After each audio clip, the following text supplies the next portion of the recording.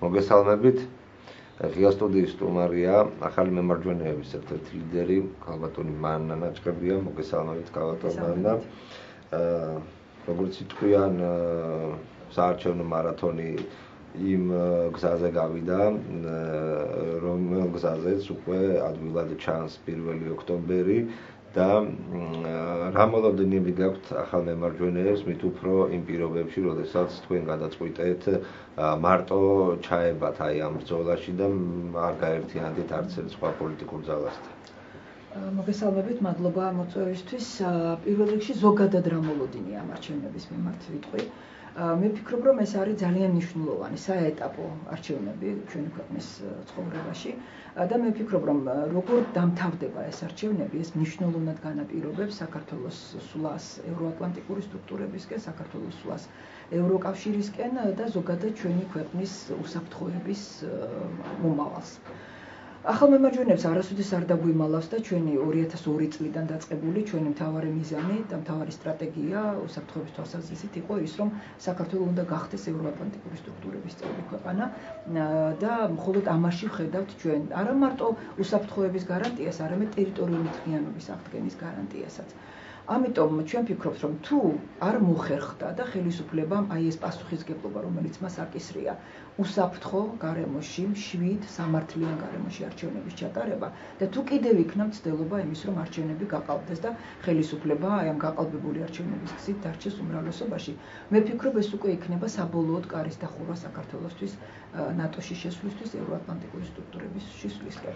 ამიტომ მე ვფიქრობ, ამას ძალიან დიდი მნიშვნელობა აქვს და მოლოდინი არის ის, რომ უნდა ჩატარდეს სამართლიან გარემოში, უნდა ჩატარდეს მშვიდ გარემოში და პირველ რიგში ეს არის ხელისუფლების პასუხისგებლობა. ჩვენ შემდგომ დავსვამ ალბათ კითხვას 2 ოქტომბერთან დაკავშირებით, იმიტომ რომ იმაჩნია, რომ 2 ოქტომბერი საკმაოდ მნიშვნელოვანი დღე იქნება და შეიძლება 1 ოქტომბერზეც უფრო მნიშვნელოვანი კი საქართველოს უახლესი ისტორიისთვის. ახლა მაინტერესებს ერთი რამ, თქვენ საუბრობთ ევროატლანტიკურ სივრცეში ინტეგრაციაზე, საუბრობთ იმაზე, თუ რა კურსი აქვს ახალ მემარჯვენეებს, მაგრამ ერთი მთავარი მომენტი, რაც მენიშნა, თქვენ აცხადებთ იმასაც, რომ ძალიან დიდი მნიშვნელობა აქვს თუ როგორ ჩატარდება ეს არჩევნები. ამ კონტექსტში მაინტერესებს, როგორ შეაფასებდით იმ განცხადებას, რომელიც EUTHO-ს წარმომადგენლებმა გააკეთეს, იმიტომ რომ ორივე ფლანგმა, თქვა ხელისუფლებამაც და ამ შემთხვევაში აქტიურად დაპირისპირებულმა ძალამ, ქართულმა ოცნებამ სხვადასხვა ინტერპრეტაციები გააკეთეს ამ განცხადებას. ცით რა, მე მგონი საკმაოდ კაფიოდ იყო იქ ხედვა გამოკვეთილი და არ მგონია, რომ ამას ორმაგი ინტერპრეტირება უნდა მოყოლოდა, თუმცა სამწუხაროდ მოყვა. იქ კაფიოდ იყო ნათქვამი, რომ აშკარად ხედავთ ლენინიზმის ნიშნებს, რაც გულისხმობს იმას, რომ მხარეები ერთმანეთს განადგურებას უპირებენ და არა იმას, რომ თქვათ რომელივე პოლიტიკური ძალა მზად არის, რომ თქვათ დათმოს უმრავლესობა, მაგრამ თვითონ დარჩეს პარლამენტში ან მოვიდეს თვითონ პარლამენტში მეორე მხარე ოპოზიცია, მაგრამ ყოფილი მმართველი ძალა რაღაცა დოზით დარჩეს პოლიტიკაში. აი აქ ამაზეა საუბარი და ეს არის ნაგულისხმები ლენინიზმში, რომ ლენინიზმის ვითარებაში თქვათ იგივე ბოლშევიკები ცდილობდნენ, რომ გაენადგურებინათ და მოესპოთ და დაახლოებით ასეთი ნიშნები შენიშნა EUTHO-ს დამკვირვებლებმა. რაც სავსებით გასაგებია და მე მართლაც ვერ ვთანხმები ამ შეფასებას და მართლაც ვთვლი, რომ დღეს საქართველოში არის სამკვდრო სასიცოცხლო ბრძოლა და არა მარტო დღეს წინა არჩევნებისაც რო გადავხედოთ და ვარდების რევოლუციიდან დაწყებული არის სულ მცდელობა, რომ ყოფილი მმართველი პარტია აბსოლუტურად განადგურდეს, აღიგავოს პირისაგან მიწისა და ის ჩაანაცვლოს აბსოლუტური უმრავლესობით რომელიმე სხვა პოლიტიკურმა ძალამ. აი ჩვენი 20 წლიანი დამოუკიდებლობის ისტორიას რო გადავხედოთ, ხო? არ გვინდოდა კომუნისტები მოვიყვანეთ აბსოლუტური უმრავლესობით 99%-ით ზვიად გამსახურდია და მრგვალი მაგიდა. შემდეგ საერთოდ გაქვს რა მრგვალი მაგიdas სახსენებელი, ზვიად გამსახურდიას რაც დაუმართეთ ესეც თქვენთვისაც და მაყურებლისთვისაც კარგად არის ცნობილი, მაგრამ არ გავიდა ცოტა ხანი და უკვე აბსოლუტური უმრავლესობით 99%-ით თუ არ ვცდებით 97%-ით მოვიყვანეთ შევარდნაძე და მოქალაქეთა კავშირი. შემდეგ ასევე განულდა საერთოდ და დაიშალა და გაქრა მოქალაქეთა კავშირი და რევოლუციის გზით თუ როგორი გზით იყო მოვიდა ნაციონალური მოძრაობა და მიხეილ სააკაშვილი 97%-ით გაემარჯვა მან. ჩვენ მხოლოდ ეს გზა ვიცით. ჩვენ სხვა საქართველოს ისტორიაში არც გაგვეკეთებია და არც გვახსოვს არაფერი. მე ვფიქრობ, რომ ეს არის ძალიან დიდი შეცდომა და სამი მაგალითი საკმარისი უნდა იყოს იმისთვის, რომ მივხვდეთ, რომ ეს გზა არ არის სწორი გზა. ჩვენ ახალ მემარჯვენეებს აი გამორჩეულად გვინდა ეს არჩევნები გახდეს ისტორიული ჩვენი ქვეყნის ცხოვრებაში, როდესაც მმართველი პარტია, ნაციონალური მოძრაობა კი არ გაქრება პოლიტიკური ასპარეზიდან, არამედ რაღაც დოზით ის დარჩება პარლამენტში, დარჩება უმცირესობაში, აღარ იქნება უმრავლესობა, აღარ იქნება მმართველი პარტია და კეთილს ინებებს და გადაგზანდება ოპოზიციაში და ნახავს ოპოზიციაში ყოფნა როგორია. აქეთ ოპოზიციური პოლიტიკური ძალები, ვინც ვიბრძვით პარლამენტში შესვლისთვის, მოვახერხებთ, რომ შევქმნათ გარკვეული კოალიცია და უმრავლესობა პარლამენტში. ანუ იქნება, თქვათ, ქართული ოცნება, იქნებიან ახალი მემარჯვენეები, ქრისტიან-დემოკრატები, ლეიბორისტული პარტია. მე არ ვიცი, ხლა არ მინდა რომელიმე გამომრჩეს და ვინმე მერე ჩათვალოს, რომ სხვა სათვალავში ართვიან ახალი მემარჯვენეები. ყველა ის პოლიტიკური ძალა, ვისაც აქვს შანსი, იქნება უმრავლესობაში პარლამენტში, ხოლო დღევანდელი მმართველი პარტია იქნება ოპოზიციაში. მე სწორედ ასეთი მომავალი მინდა ჩემი საქართველოს. ხალბატონმან აქ შეგაწყვეტინებთ და მაინტერესებს ესეთი რამ პარლამენტში მოხვედრის შემთხვევაში თქვენ აპირებთ, რომ ითანამშრომლოთ ქართულ ოცნებასთან? ჩვენ მოგვიწევს და განწირული ვართ ყველა პოლიტიკური ძალა მმართველი პარტიის გარდა იმისთვის, რომ ერთმანეთთან ვითანამშრომლოთ აუცილებლად. იქ დადგება საკითხი, თქვათ, პრემიერ-მინისტრის, იქ დადგება მთავრობის დაკომპლექტების საკითხი. ცხადია, იქნება კანონპროექტები, რომლებმაც უნდა მართოს ქვეყანა, მას შემდეგ, რაც კანონის სახეს მიიღებენ ისინი, ხო, კანონებით იმართება ქვეყანა. ბუნებრივია, ძალიან მარტივი ლოგიკაა, იცით, და აი ეს ლოგიკაა სწორედ ჩვენთვის აუცილებელი და მნიშვნელოვანი. ავიღოთ გერმანია, ავიღოთ საფრანგეთი, ნებისმიერი დემოკრატიული სახელმწიფო, თქვათ, ევროპის ჩრდილოეთით განლაგებული სახელმწიფოები, რომლებიც დემოკრატიულობით გამოირჩევიან. თქვათ, იგივე ბუნდესტაგში რას ნიშნავს, თქვათ, მმართველი პარტიის მოსვლა? 529 კაციან ბუნდესტაგში, ვინც მოვა 158 ხმით, ის არის გამარჯვებული და არა, თქვათ, 400 ხმით. აი ჩვენ ეს უნდა დავივიწყოთ და ეს უნდა ამოვშანთოთ ჩვენი ცხოვრებიდან. როდესაც მიდის ერთი პარტია პირწმინდად და იკარგება საერთოდ და მოდის აი ასეთივე აბსოლუტური უმრავლესობით რომელიმე სხვა პოლიტიკური პარტია ან სხვა პოლიტიკური კოალიცია და ისევ ერთ კაცზე, ერთ ადამიანზე აწყობილი სახელმწიფოს მართვა გვაქვს.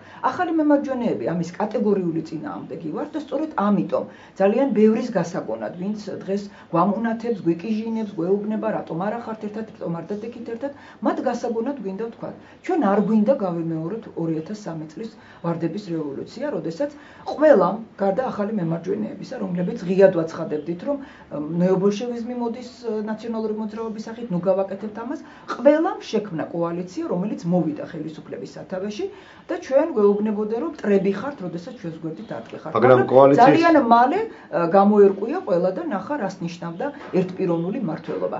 თავს ნუ მოვიტყუებთ. კოალიცია ჩვენ ძალიან ბევრი გვეუბნება ეხლაც, რომ მე დაახლოებით ხვდები თქვენ რა კითხვის დასმაც გინდათ, რომ აი კოალიცია ხო არ ნიშნავს, რომ ერთი პარტიული მმართველობაა, კოალიცია ნიშნავს რამდენიმე პოლიტიკურ ძალას. არა, იმ კოალიციის მნიშვნელოვანი წევრები არიან დღეს ქართული ოცნების. ზუსტად მაგას ვამბობ, ზუსტად ეს მინდა თქვა, იცით, თავსაც ნუ მოვიტყუებთ და ნუ ვიტყვით, რომ რატო ერთპიროვნული მმართველი, აი ბიძინა ივანიშვილის კოალიციაში ხომ არის რამდენიმე პოლიტიკური ძალა წარმოდგენილი და ეს ნიშნავს სწორედ მრავალპარტიულ პარლამენტს, მაგრამ გავიხსენოთ სულ რაღაც 8 წლის წინანდელი მაგალითი, როდესაც ზუსტად ეს პოლიტიკური ძალები, რომლებიც დღეს კოალიციაში არიან ქართულ ოცნებაში, იყვნენ მიხეილ სააკაშვილის კოალიციაში, იქ იყო ასევე ბევრად მეტად გამოკვეთილი და ბევრად მეტად დამოუკიდებელი პოლიტიკური ფიგურები, ზურაბ ჟვანიას სახით, ნინო ბურჯანაძის სახით, მაგრამ როგორც კი ეს ძალები წავიდნენ ოპოზიციაში და მე სხვათა შორის ამას წინათ ისტორიას გადავხედე, ძალიან მალე წავიდნენ ოპოზიციაში, მიუხედავად ამისა, მიხეილ სააკაშვილი დღემდე დარჩა ერთპიროვნულ მმართველად.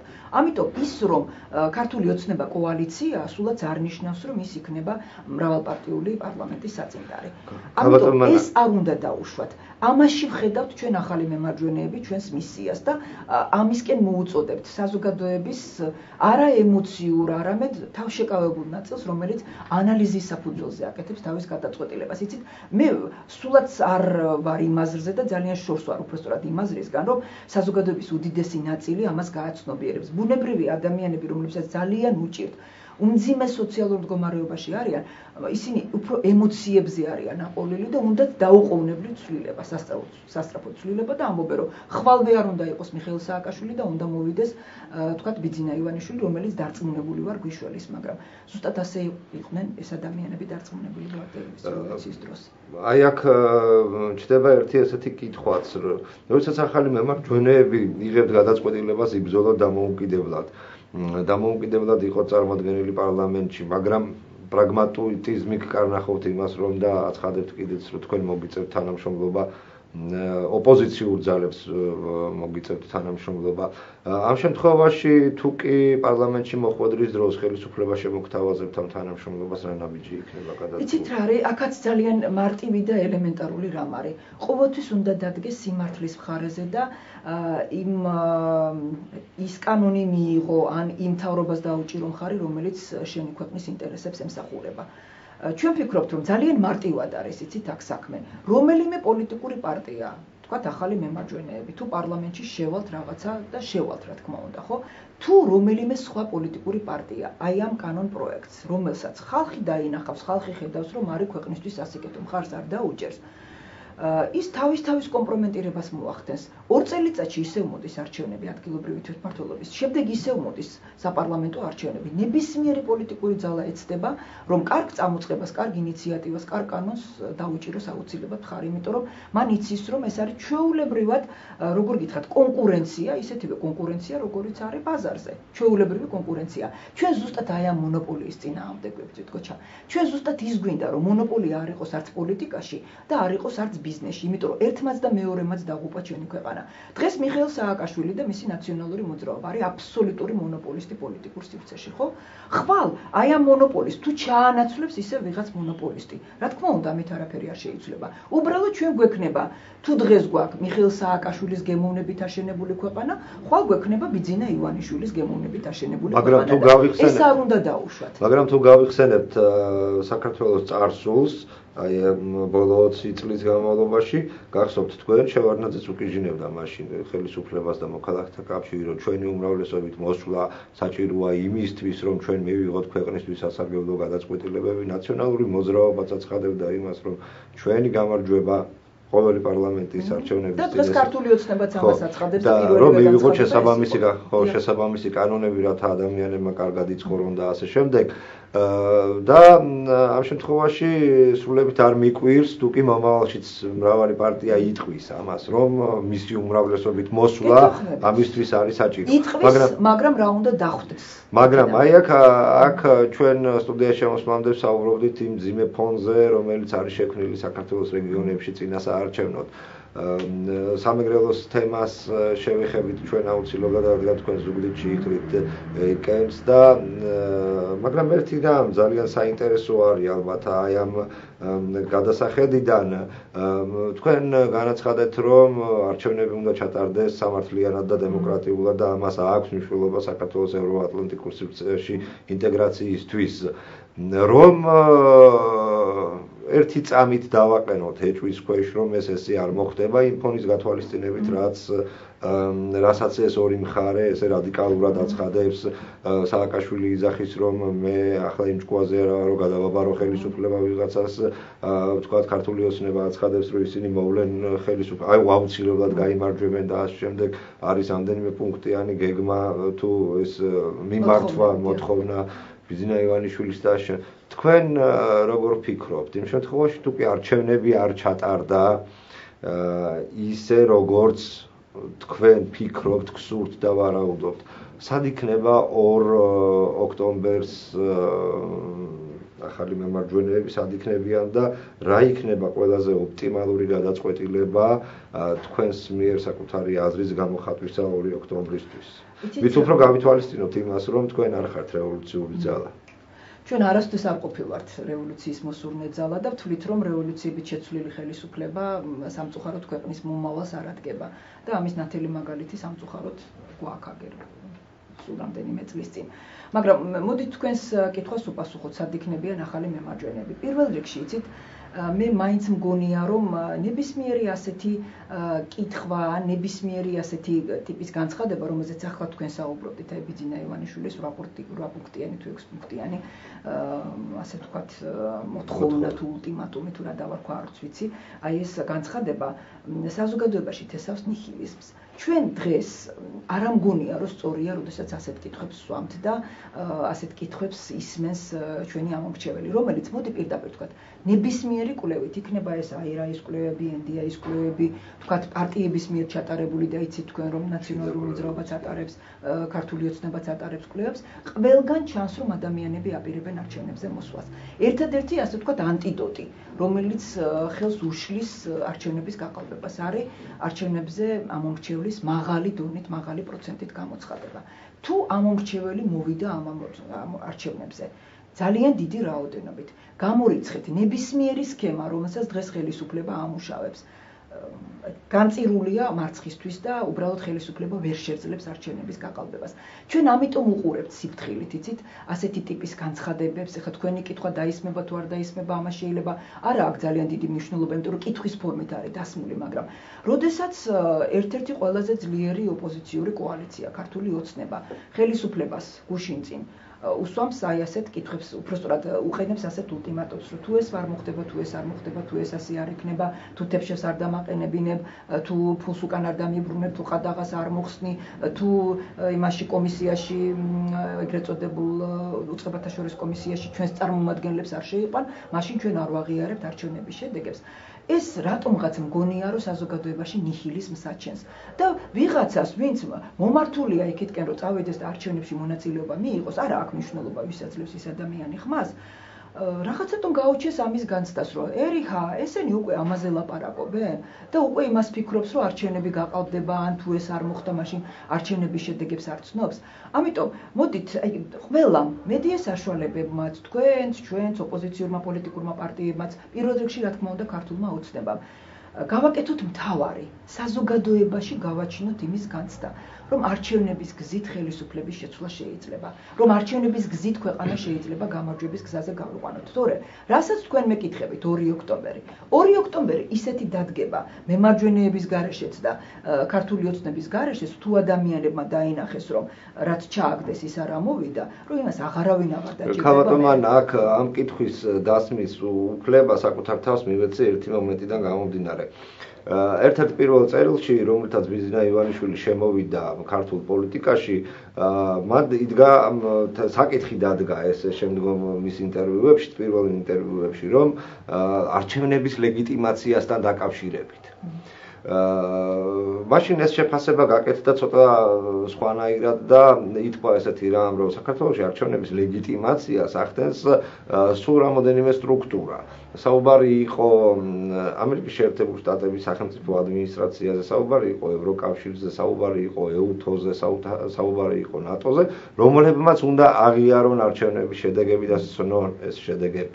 აქედან გამომდინარე, როდესაც ეს თემა ამ წუთას მეორე პლანზე არის გადასული, ვთქვათ და ულტიმატუმის სახით ისმის რამდენიმე საკითხი აი ამ თემასთან და მე შინაგანი მოლოდინი ამ განცხადებასთან დაკავშირებით ჰქონდა აბსოლუტურად სხვა და სიმართლე რო გითხრათ იმ ბატალიებში, რა ბატალიებიც გამოიარა ქართულმა ოცნებამ და ვთქვათ ეს იყო 30 აგვისტო, როდესაც გაკეთდა ბიძინა ივანიშვილის განცხადება, აი ამ თითოეულ თემასთან დაკავშირებით მათ გარკვეული აცრები ჩაიტარეს.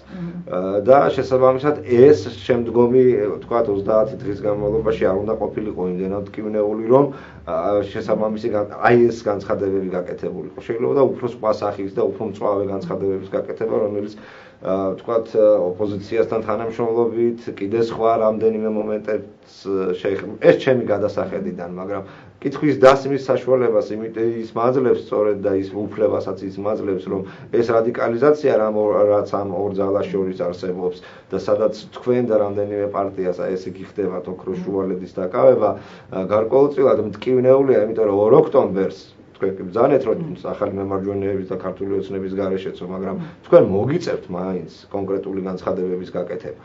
წინასწარ ძნელია, რა თქმა უნდა, ამისი გათვლა რა სახის განცხადება იქნება. ძნელია, მაგრამ 2 ოქტომბრამდე არის 1 ოქტომბერი და 2 ოქტომბრამდე ამ 1 ოქტომბერს ჭირდება აბსოლუტური მობილიზაცია ჩვენი საზოგადოების. და ჩვენ პირველ რიგში ეს უნდა ვაკეთოთ და არა ისეთი განცხადებები, როგორიც 30 აგვისტოს გაკეთდა, იმიტომ რომ მერწმუნეთ რა, ხალხს აქ აი ძალიან გამახვილებული ყური აი ამაზე და თქვათ, როდესაც ეს განცხადება გაკეთდა მე სამეგრელოში გახდით და მეკითხებოდნენ, რომ რაშია საქმე, უკვე გადაწყვეტეთ, რომ გაყავდა არჩევნები, უკვე ჩაიქნიეთ ხელი. არა, ჩვენ ჭირდება პირიქით და მე გოჩა ერთ რამესაც გეტყვით, იცით, როდესაც რვიანს ჰქონდა მოლაპარაკება ხელისუფლებასთან და ჩვენ რაღაც გარკვეულ წარმატებებს ხელისუფლებასთან მოლაპარაკების დროს მივაღწიეთ. ჩვენ ახალმა მემარჯვენეებმა ჩვენს კოლეგებს სწორედ მოუწოდეთ და უთხარით, რომ მოდით რა, საზოგადოება, რომელმაც დაინახა, რომ დაწყებული 2007 წლიდან, ხო, რაც თუ 2005 წლიდან, რაც აგორდა ეს საპროტესტო ტალღები, ოპოზიციამ ყველგან მარცხი განიცადა აბსოლუტურად, ხო? და ჩვენ, იცით, რატომღაც მოგვეწონა აი ეს პოზა, რომ აი გვირთხეს, გვცემეს, ისევ მოგვიგეს, ისევ არ და ხალხმა დაინახა, რომ ესენი ვინ არიან? ესენი არაფრის მომგები არ არიან, იმიტომ რომ სულ აი ასე ბავშვებივით წუწუნებენ, რომ გვირთხეს, მოდით რა. აი რასაც მივაღწიეთ და მივაღწიეთ მართლაც სერიოზულ რამეს. მოდით აი ეს დროშად ვაქციოთ. აი საზოგადოებას უთხრათ, რომ აი ეს გამოუღლიტეთ ხელისუფლებას და ამით წამოდით არჩევნებზე და ამით ვიაროთ და ამით გავიმარჯვოთ. ნუ რატომღაც მაშინ ჩვენმა კოლეგებმა ჩათვალეს, რომ არა, ჩვენ შეიძლება ვიბრძოლოთ და მივაღწიოთ, მაგრამ და იყო კიდევაც, მოდით, თქვენ აბსოლუტურად ყველაფრის საქმის კურსში ხართ, იმიტომ რომ ისეთ საქმეს ემსახურებით, ხო? ესეთი განცხადებები 27 ივნისის მერე, როდესაც ჩვენ მოვაწერეთ ხელი და ვთქვით, რომ ეს არის ის, რაზეც შეიძლება სამართლიანი და თავისუფალი არჩევნები ჩატარდეს, იყო განცხადებები, რომ არა და ჩვენ აი მთელ ზაფხულს ქუჩაში გამოვიყვანთ ხალხს და ჩვენთვის მილიონი ლარი კი არ არის მთავარი, არამედ მილიონი ხმა არის მთავარი და აი ასეთი იმით, მაგრამ ზუსტად რამდენიმე თვეში დადგა ეს რუიანი და განაცხადეს, რომ ჩვენ ტოვებთ რუიანსაც და გავდივარ და მე მშველელად მოევლინა ბიძინა ივანიშვილი. ეს ხო რეალობაა. მე ამას არც ნიშნის მოგებით ვამბობ, გულის ტკივილი და გულის წუხილით ვამბობ. იმიტომ რომ ჩვენ სამწუხაროდ, იცით, ის გამოცდილება, რა გამოცდილებაც უნდა შეგვეძინა ოპოზიციას აი ამ ბრძოლების დროს, ძალიან ხშირ შემთხვევაში არ გავითვალისწინეთ. ეხლაც ეს იყო ულტიმატუმის ფორმით დასმული, არა ბიძინა ივანიშვილის მხრიდან და ხელისუფლების მხრიდან მიიღო პასუხი, რომ ნუ იცით რა, ცოტა ჭკუაზე მოდით და ცოტა გონზე მოდით, რა ულტიმატუმებს მიყენებთ და გააგრძელოთ ჩვეულებრივად გზა. მე ესეთი განცდა მაქვს, რომ ამან საზოგადოებაში ცოტათი დააკლო მხარდამჭერი და მომხრე ქართულ ოცნებას, იმიტომ რომ როდესაც შენ მოდიხარ ასეთი ხმამაღალი განცხადები და ამბობ, რომ თუ ეს არ იქნება, მე ამას არ გავაკეთებ და წინასწარ იცი, რომ ეს ის ხელისუფლება არ არის, რომელიც ამ დათმობაზე წავა, მე ვფიქრობ, რომ წამგებიან დროში ვარდები. თან მით უმეტეს, იცით, მე მომეჩვენა, რომ ცოტა არ იყოს გულობყვილობა ეს მით უმეტეს ბიძინა ივანიშვილის მხრიდან, რომელიც თვითონაც აცხადებს, რომ 10 წლის განმავლობაში ის ძალიან ახლოს იყო, ძალიან კარგად იცნობს ამ ხელისუფლებას, შიგნიდან იცის ეს ხელისუფლება, მისი მრჩეველი იყო, მისი დამფინანსებელი იყო, რომ ძალიან ახლოს იყო ვანო მერაბიშვილთან და ლამის ყოველდღე ვანო მასთან ირჯდა და მასთან ერთად საუბრობდა, ხო? თუ კი იცი შენ ეს ხელისუფლება, ასეთი განცხადებები არ უნდა გააკეთო.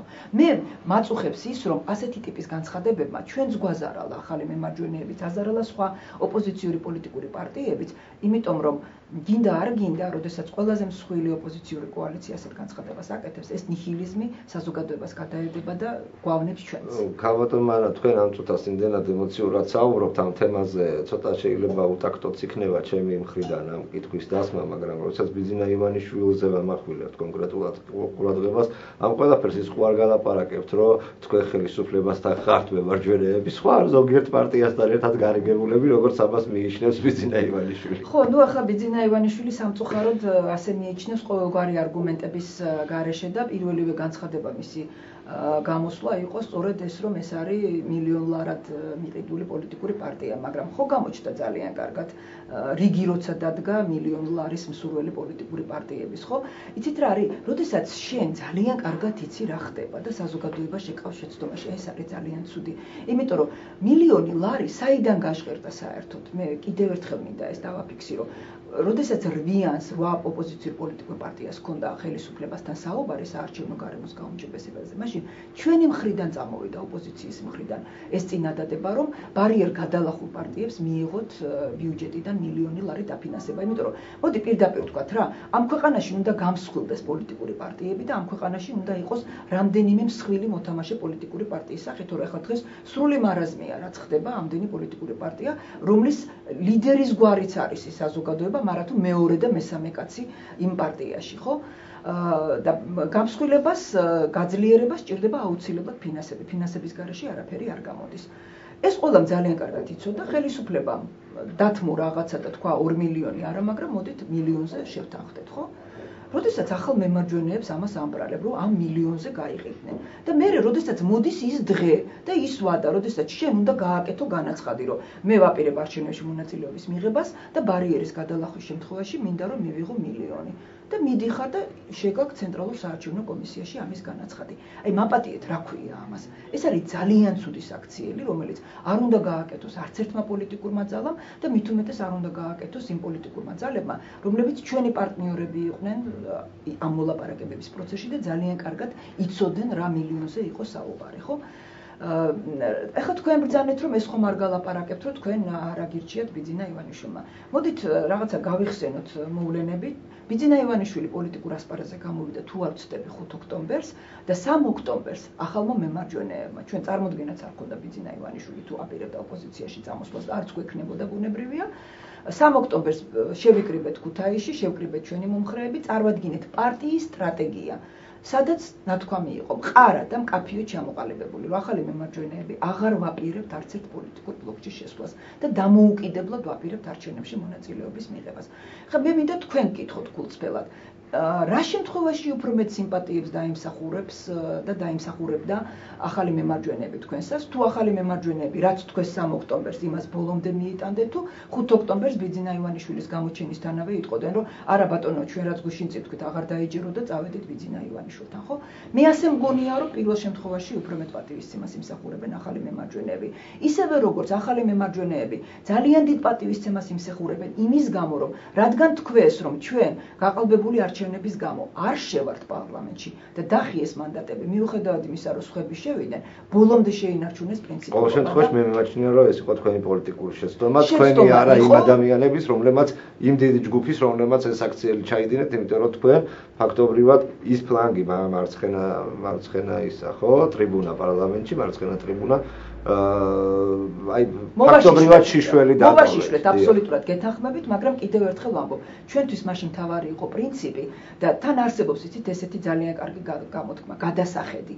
დღევანდელი გადასახედიდან აბსოლუტურად გეთანხმებით და ჩვენ არა ვართ ის პოლიტიკური ძალა, რომელიც არ აღიარებს შეცდომებს და არში, მაგრამ მაშინ ემოციური ფონიც და საზოგადოების დაკვეთაც იყო ზუსტად ასეთი და ადამიანები ამ გადაწყვეტილებას ტარს უკრავდნენ და ერთი კიდევ ყველაზე მნიშვნელოვანი, მოდით ამასაც მიაქციეთ ყურადღება.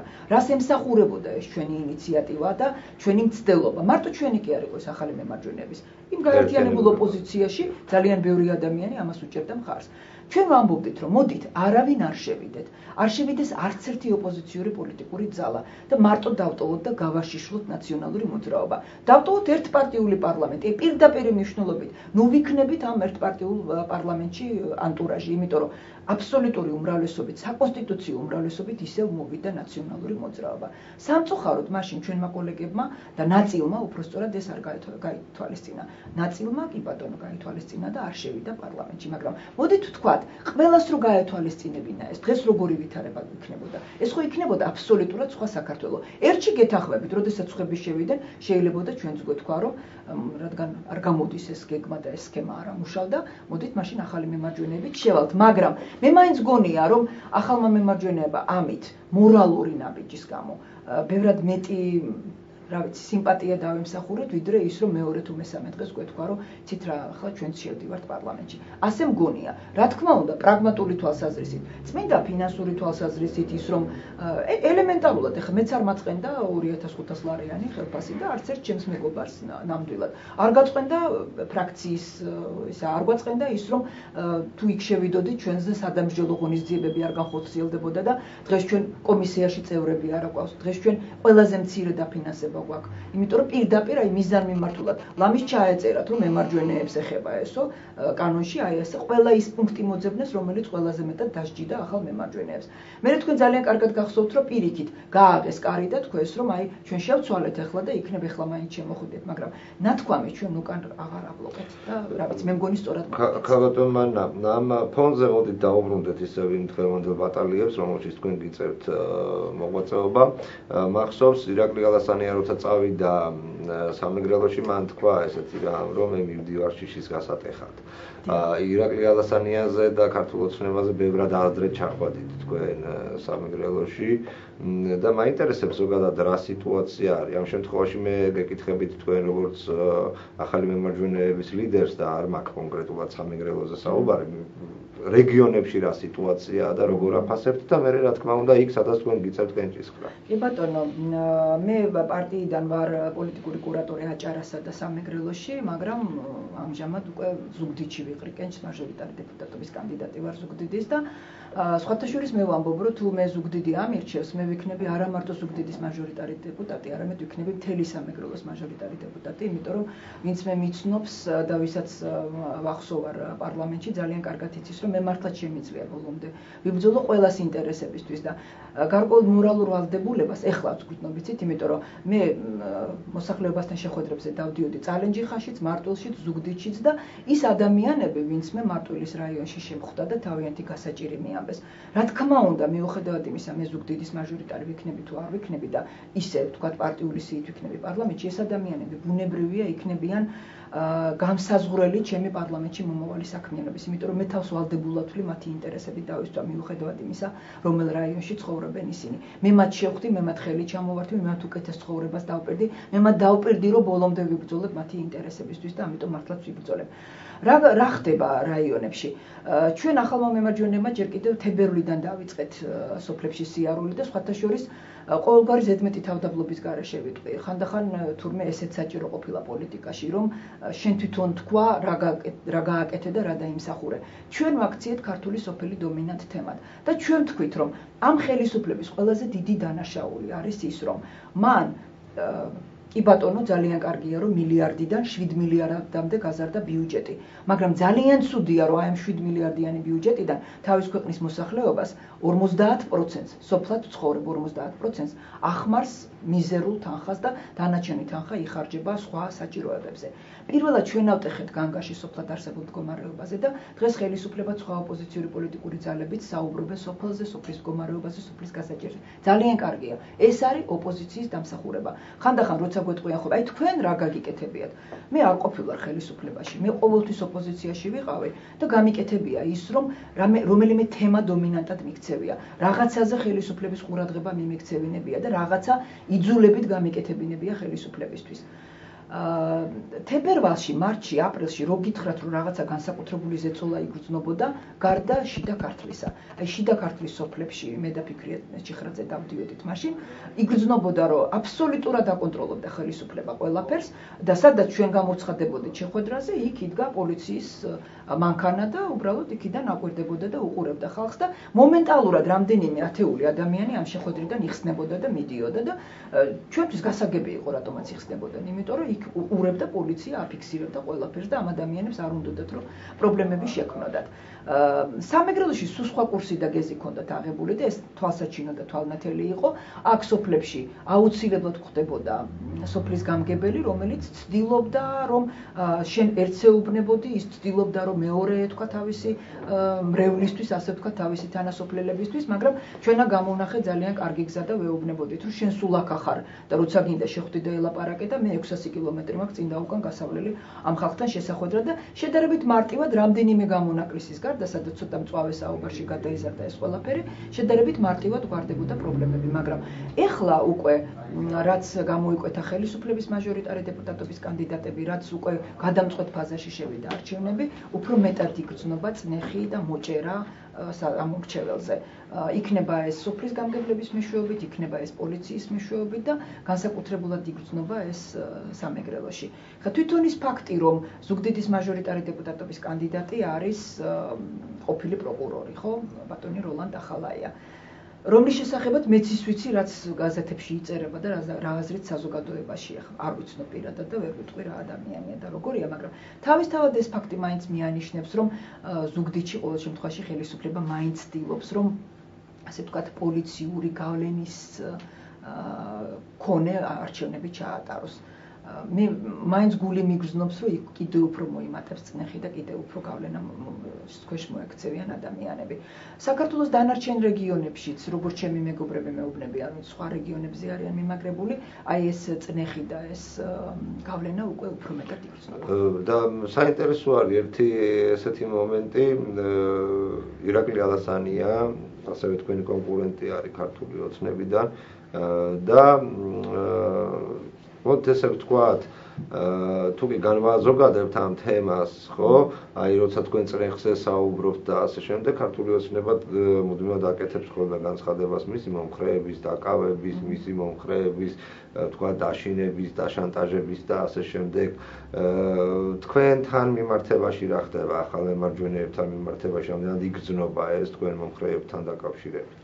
საერთოდ არ არის ასეთი ფაქტები თქო ვერ გეტყვით. არიან ადამიანები, რომლებიც ჩვენ გვეუბნებიან, რომ აი დამირეკეს, მითხრეს, განსაკუთრებით ეს არის ხოლმე იმის წინ, როდესაც ჩვენ შეხვედრები უნდა ჩავატაროთ მოსახლეობასთან და მოგეხსენებათ, ეს ყველაფერი წინასწარი გეგმდება, ანონსდება და გინდა არ გინდა ყველა მიცის, რომ ეს შეხვედრა უნდა ჩატარდეს. აი მაშინ გვეუბნებიან, რომ ირეკება და თუ არ გინდათ რომ პრობლემები შეგექმნათ, 20 კაცზე მეტი არ შეიკრიბოს ამ შეხვედრაზე, ცოტა ფრთხილად ეს კვოტა განსაზღვრულია. ეს ხო, განსაზღვრულია როგორც ჩანს ეს კვოტა, თუმცა იცით რა არის, რაღაცა ნაწილი ჩვენი აქტივისა, რომელსაც მაშინათვე დაურეკეს და უთხრეს, რომ არ გინდათ ოპოზიციის გვერდით ყოფნა, მაშინათვე წავიდა, მაგრამ ვინც დარჩა, დღემდე ერთგულად დარჩა და ბოლომდე არის და ბოლომდე მოწოდებულია, რომ თქვათ ჩვენთან ერთად დადგეს და გაიტანოს ეს ყველაფერი. რაღაცა განსაკუთრებული რო გითხრათ, რაც ადრე იყო, თქვათ, ვიღაცისთვის ნარკოტიკის ჩადება, ვიღაცისთვის და ჩვენი ძალიან ბევრი წევრი სამწუხაროდ სწორედ ასეთი რეპრესიების მსხვერპლი გახდა იგივე ხობში ჩვენი თავმჯდომარე, ეს ისეთი ფაქტია, რომელზეც გაეროშიც კი იციან, იმიტომ რომ ჩვენ გაერომდე მივდიეთ ამ საქმეს და ბოლომდე ვიბრძოლეთ და იქიდან წერილიც კი მივიღეთ. რა თქმა უნდა, ასეთი წნეხი ამ ჯერჯერობით არ არის და ღმერთმა დაგვიფაროს, რომ ასეთი იყოს. თუმცა რა თქმა უნდა, პრობლემები როგორც ოცნებას ექმნება, ისე ჩვენც გვექნება. და ერთი ესეთი მომენტი მე მაინტერესებს ახალ ემარჯვენეებთან მიმართებაში, მაშინ როდესაც თქვენ ჯერ კიდევ წლების წინ პოლიტიკურ ასპარეზზე გამოჩდით, თქვენი მხარდამჭერების რაოდენობაში საკმაოდ ჭარბობდნენ ახალგაზრდები. ამჟამად როგორ არის ეს ბალანსი როგორ არის? საბედნიეროდ ისევ ესეა და საბედნიეროდ ახალ მემარჯვენეებში ძალიან კარგი გამოცდილება და ძალიან კარგი პრაქტიკა დაენერგა, რომელიც მე განსაკუთრებულად მომწონს. დღეს ჩვენი ისნის რაიონის მაჟორიტარი დეპუტატობის კანდიდატი რეზო სოხაძე, რეზის ვეძახით ჩვენ მას, არის პარტიის აღმასრულებელი მდივანი და ეს არის ახალგაზრდა კაცი, რომელმაც გაიარა გზა რეგიონული სამსახურის კოორდინატორიდან, ახალგაზრდული ორგანიზაციის თავმჯდომარეობიდან, შემდეგ გახდა პარტიის აღმასრულებელი მდივანი, დღეს ის პარტიის მთავარი კომიტეტის წევრია, დღეს ის პარტიის აღმასრულებელი მდივანია და სიის მეხუთე ნომერია. რამ განაპირობა, იცით, რეზის ასეთი წინსვლა? იმან, რომ პარტია მიზრუნა, არა მარტო რეზიზე აქვს საუბარი, ძალიან ბევრი, განსაკუთრებით თბილისში, ჩვენ ახალგაზრდები წარვადგენთ მაჟორიტარი დეპუტატების კანდიდატებად და ფიქრობთ, რომ პარტიაში მუდმივად ეს განახლების პროცესი უნდა იყოს, უნდა ზრუნავდე, უნდა ზრდიდე ამ კადრებს. და ვზრდიდით და ვზრდით პირდაპირ მნიშვნელობით. არა მარტო ლექციებით და სემინარებით, რომელსაც ხანდახან, როდესაც არ ქონდა საშუალება, რომ ვიღაც სხვას ჩაეტარებინა, ჩვენ თვითონ უტარებდით და ყოველ შაბათს იყო ხოლმე პარტიაში ახალგაზრდებთან შეხვედრა, სადაც ჩვენ ვცდილობდით მოგვეყვანა კომპეტენტური ექსპერტები, სპეციალისტები, ან ჩვენ თვითონ უტარებდით. ეს არის ყველაზე მთავარი, იცით? სამწუხაროდ საქართველოში რაღაცა პერიოდი პოლიტიკურ სპექტრში, ასე ვთქვათ, შეჩერდა ახალი ადამიანების, ახალგაზრდების მოსვლა, თორე ახალი კი ბატონო, იცოცხლე, ახლები ემატებოდნენ, მაგრამ აი შეჩერდა პროფესიონალი პოლიტიკოსების მოსვლა. და ჩვენი ერთ დღეს ვთქვით, რომ იცით რა, შეცდომაა, როდესაც შენ ცდილობ, რომ პარტიაში შემოიყვანო ეგრეთ წოდებული ახალი სახეების სახით მსახიობები, მომღერლები, მათ თავის საქმე აქვს. ისინი თავიანთ ძალიან საქმეში არიან სპეციალისტები და პროფესიონალები და მოდით ნუ დაუკარგავთ ქართულ სცენას ან ქართულ ესტრადას რომელიღაცა ამ ადამიანს და ამ სახეს ხო იმიტომ რომ პოლიტიკაში მყოფი მსახიობი ცოტა ისეთია რა უკვე ვერც იქით არის ვერც აქ ნუ ყოველ შემთხვევაში რეიგან გამონაკლისია და მოდით შემოვიყვანოთ აი ესეთი ადამიანები მე დარწმუნებული ვარ რომ რეზე სოხაძეც, ირინა ფრუიძეც, ლევან კალანდაძეც ახალგაზრდა კაცი ახალი სახეა ჩვენს პარტიაში. გიორგი საბანაძეც, რომელიც ჩვენ წარმატკინეთ დიდუბის რაიონში, ავთო სულაქველიძე, ძალიან ლევან ხურცილავა კრწანიში წარდგენილი. აი ამ ადამიანებს ძალიან მალე გაიცნობს საქართველო და ძალიან მალე ნახავს, როგორი პარლამენტარები იქნებიან ისინი, როგორი მომზადებული, როგორი იციან მათ უკვე ყველაფერი. ცით პარლამენტში ძალიან ხშირად მოდის ხოლმე ადამიანი, რომელიც ელემენტარულად ვერ ასხვავებს ადგილობრივი ბიუჯეტი რა არის და ცენტრალური ბიუჯეტი რა არის. რა არის ადგილობრივი ორგანოების კომპეტენცია და რა არის ცენტრალური ორგანოების კომპეტენცია და იქ სწავლობს ამას პარლამენტში. არ შეიძლება ეს. მე ვფიქრობ, რომ პარლამენტში უნდა მოდიოდნენ გარკვეულ დონეზე პოლიტიკურად გასწავლული ადამიანები, იმიტომ რომ შენ თუ იქ 2 წელი იმის შესწავლას მოანდომე და მერე დაიწყე აკრეფვა ამის, ძალიან გაგიჭირდება. სხვა გაგასწრებს უბრალოდ თორე ხლა რაღაცა განსაკუთრებული ტრაგედიაც ამაში არ არის. ამიტომ ეს პროცესი გულწრფელად შემიძლია თქვა, რომ ყველაზე მაღალ დონეზე ახალ მემარჯვენეებს გვაქვს დაყენებული. ნებისმიერ შემთხვევაში 1 ოქტომბერი იქნება წყალგამყოფი წარსულსა და მომავალს შორის, როდესაც ქართული საზოგადოება გააკეთებს იმ არჩევანს, რა არჩევანსაც მოით ასე ვთქვათ, ის დაიმსახურებს საკუთარი თავის წინაშე. მე ვისურვებდი საზოგადოებისთვის და ქვეყნისთვის, რომ ყველაფერმა ჩაიაროს მშვიდად და ზედმეტი ნებათა ყელბის გარეშე და ამ შემთხვევაში პირადად მან ჭყებიას გისურვებთ წარმატებას და იმეც ვიტოვებ, რომ აი ამ მშვიდობიანი ფონისთვის ახალი მემარჯვენეები საკმაოდ ძალისხმევას გასცემთ. და ძალიან დიდი მადლობა აი ამ სიტყვისთვის, იცით, მშვიდობიანი ფონისთვის. თქვენ ეხლა თქვით ყველაზე დიდი კომპლიმენტი ჩვენი პოლიტიკური პარტიის მიმართ. დიახ, სწორედ ჩვენ ახალი მემარჯვენეები გვაქვს პრეტენზია და ვაცხარდებთ იმას, რომ ჩვენ და ჩვენისთანა პოლიტიკური ძალები უზრუნველყოფენ იმას, რომ ხელისუფლებამ ვერ მიიღოს ის, რაც მას უნდა წინა საარჩევნოდ. ვერავით არის პროვოკაცია, ვერავით არის დაძაბულობა. დღეს ნებისმიერი რადიკალიზმი, ნებისმიერი დაძაბულობა, ნებისმიერი პროვოკაცია ხელისუფლების დისკურსზე ასხამს წყალს და ჩვენ ძალიან კარგად გვახსოვს ხელისუფლება, რომელიც მსგავს სიტუაციებში გამოდის და აცხადებს, რომ ჩვენ კონსტიტუციურ წესრიგს აღვადგენთ, ან ჩვენ კონსტიტუციურ წესრიგს არ დაუშვებთ, რომ დაირღვას ეს კონსტიტუციური წესრიგი და ის ასეთ შემთხვევაში გამარჯვებული ხდება. ამიტომ ნებისმიერმა პოლიტიკურმა ძალამ უნდა იცოდეს, რომ დღეს მთავარი არის არჩევნები მშვიდ გარემოში ჩატარდეს. მთავარია არჩევნების მიმართ საზოგადოების აქტივობა მაღალი იყოს. და რაც ყველაზე მთავარია, იცით, იმ მომავალ პარლამენტში, სადაც აი ეს ორი დაპირისპირებული ძალა ყველა შემთხვევაში შევა, ხო, ნაციონალური მოძრაობა, ნუ რა ვის ნუ ექნება, იცით, ძალიან ხშირად ილუზიები, მე ამ შემთხვევაში ილია ჭავჭავაძის ისა ვარ როგორ გითხრათ მომხრე ეს გულის ფხანა ცუდის მომტანია. მოდით, ნუ შევექმნით ილუზიას, რომ ნაციონალური მოძრაობა პარლამენტში ვერ გავა. გავა, იმიტომ რომ გარკვეულწილად აქვს უზარმაზარი ადმინისტრაციული და ფინანსური რესურსი და ყავს გარკვეული რაოდენობით მხარდამჭერები საზოგადოებაშიც. ამიტომ მოდით, ეს არც სხვა შეუქმნათ ეს ილუზია და ნუ ვიტყვი, ჩვენ ყოველთვის წავაგეთ, როდესაც ასეთი რამე თქვით, რომ აი ხვალ, გაუჩინეთ მოლოდინი ხალხს, რომ ხვალ აღარ იქნება ნაციონალური მოძრაობა, მიშა მოვდივართ, მიშა ეს იყო ძალიან ცუდი და ჩვენ ეს ვიწუნიეთ და ეს შეცდომა აღარ უნდა გავიმეოროთ.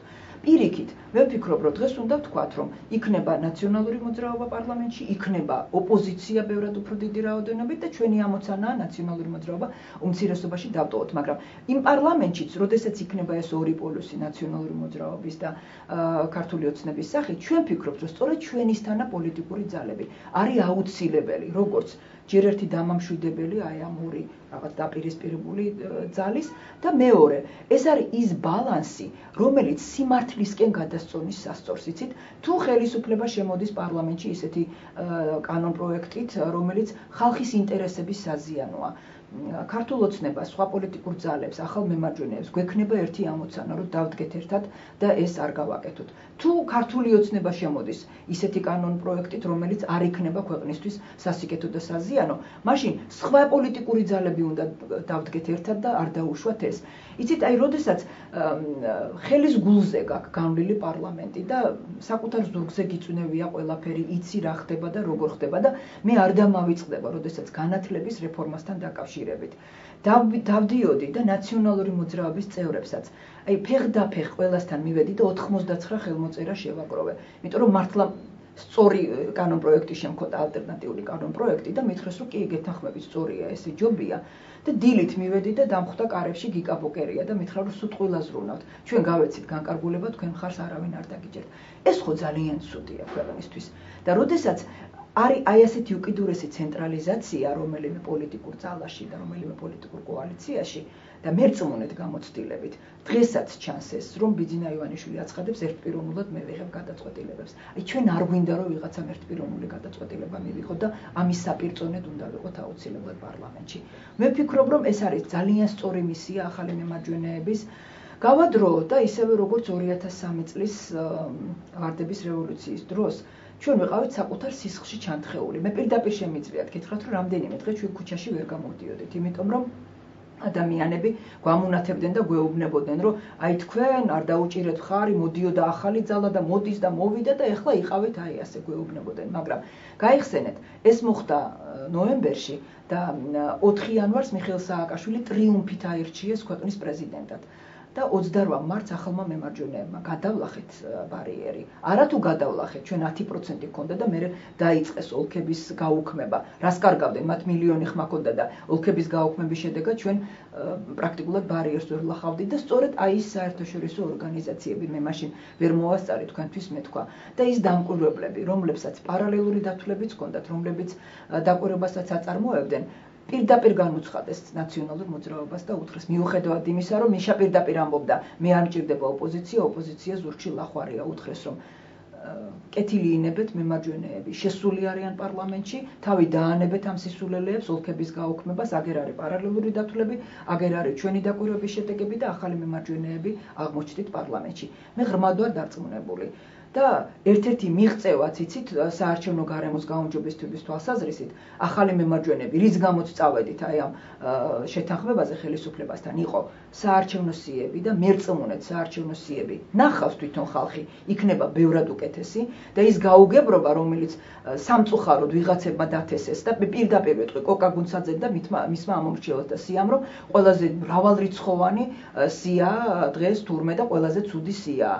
მრავალრიცხოვანი სია იმიტომ არის, რომ ჩვენ არავითარი უფლება არ აქვს საკონსტიტუციო უფლება ჩამოვართვათ ადამიანებს, რომლებიც გადახვეწილები არიან საზღვარგარეთ ოჯახის შესანახად და 600,000 ადამიანი ასეთი, რომელსაც ხელისუფლებამ სახლი გაუყიდა, უმისამართოდ დატოვა, უბინაოდ დატოვა, ესენი ჩვენ დავტოვეთ სიაში, დავტოვეთ რაღაც გარკვეული სტატუსით, რომლის გვერდითაც მიწერილია, რომ ეს წესით ვერ უნდა იყოს არჩევნებზე, იმიტომ რომ არის საზღვარგარეთ, მაგრამ თუ მოხდა ისე, რომ ჩამოვიდა ეს ადამიანი, მის მიმართ განსაკუთრებული ყურადღება შეიქმნება. ჩვენ მივახციეთ იმას, რომ მონიტორინგი 5 თვითადრეა დაწყებული და დღეს მემარჯვენეებიც, ოცნებაც, ქრისტიან დემოკრატიც, ლეიბორისტიც, აბსოლუტურად ყველა არხზე, მათ შორის ნაციონალურ სიხშირეზე მაუწყებელ არხებზეც თანაბარი დოზით ვშუქდებით. პოზიტივ-ნეგატივის თვალსაზრისით, რა თქმა უნდა, არის დარღვევები, მაგრამ ქრონომეტრაჟის თვალსაზრისით მივახციეთ იმას, რომ ეკრანზე ჩანდეს ნაციონალურ სიხშირეზე მაუწყებელზე ოპოზიცია. ჩვენ მივახციეთ იმას, რომ არის ეგრეთ წოდებული უწყებათაშორისი კომისია, სადაც ჩვენზე მეტად ეს უწყებათაშორისი კომისია გამოიყენა სხვა ოპოზიციურმა ძალებმა. შეგიძლია რეზონანსული გახადო ნებისმიერი დარღვევა, მოხვიდე დადესაბუთები, სადაც ზის ჟურნალისტები, სადაც ზის საერთაშორისო დამკვირვებლები და თქვა, რომ აი ამ დარღვევას აქვს ადგილი და რამდენიმე შემთხვევაში თქვენ იცით, რომ რეაგირებაც შესაბერისი იყოს. რა თქმა უნდა, ბევრად უკეთესი გარემოა ამ თვალსაზრისით. არის რა თქმა უნდა ზეწოლა, არის რა თქმა უნდა ცალკეული შემთხვევები, როდესაც ადამიანები პირდაპირ ისჯებიან იმის გამო, რომ ოპოზიციაში არიან, მაგრამ მე ვთვლი, რომ აი ამის ყველაზე კარგი საშუალება, რომ ესეც აღმოიფქვას, არის სწორედ უწყებათა შორისი კომისია და იქ მოსვლა და იქ განცხადება ადამიანის. ერთ-ერთი ქალბატონი სკოლის დირექტორის მოადგილე, რომელიც მე მეუბნებოდა, რომ აი სკოლის დირექტორმა დამიძახა და მაიძულა, რომ თქვენთან აღარ ვიყო, მე ვუთხარე, მოდი დადექი ჩემს გვერდით, ჩავატარებ პრესკონფერენციას და შენ ხელს ვერავინ ვეღარ მოკიდებს. და დღეს ის ქალბატონი შეიძლება სხვა გაუშვან იმ სკოლიდან, მაგრამ იმ ქალბატონს ხელს ვერავინ ვერ მოკიდებს, იმიტომ რომ საჯარო გახდა მისი მაგალითი. ასე რომ წინაპირობები რა თქმა უნდა არის, ყველაზე მეტი მეცნე მისახავს ხალხის განწყობა, იმიტომ რომ შიშის გატეხვაო თქვენ ბრძანეთ. შიში მართლაც გატეხილია საზოგადოების ძალიან დიდ ნაწილში და საზოგადოების ძალიან დიდი ნაწილი ელოდება მშვიდობიან არჩევნებს, ელოდება სტაბილურობას და არა არეულობას და არა ქაოსს და არა სამოქალაქო დაპირისპირებას. პირიქით, როგორც კი ამის ნიშნები ჩდება, ადამიანები შეშფოთებით გეუბნებიან, რომ რა იქნება, რა მოხდება, მოდით ხო შეიძლება რომ ეს ყველაფერი მშვიდობიანად ჩავატაროთ და შეიძლება ამის პერსპექტივა ნათლად ჩანს და ჩვენ 1 ოქტომბერი უნდა ვემზადოთ 1 ოქტომბრისთვის და არა 2 ოქტომბრისთვის. დიდი მადლობა საუბრისთვის. კიდევ ერთხელ შეგახსენეთ, ღია სტუდიის სტუმარი იყო მანა ჭყები.